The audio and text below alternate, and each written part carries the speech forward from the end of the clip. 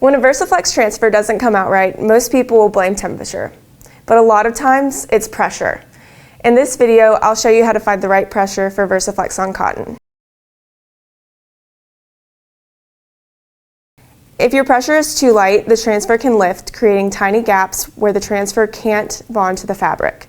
When this happens, you'll see it as patchy color, faded areas, or prints that don't last.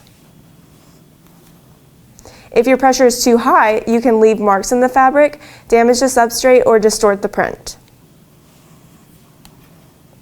But with medium pressure, you're applying just enough force for the transfer to bond to the fabric without stressing the transfer or the material. The result is smooth, even transfers every time.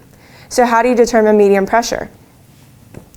Start by turning the knob on your heat press until you cannot fully close the press, and then slowly back the pressure off until you can close the press with one hand while still feeling some resistance. Now that your pressure is set, you're ready to go. With medium, even pressure, you'll get smooth, consistent results every time.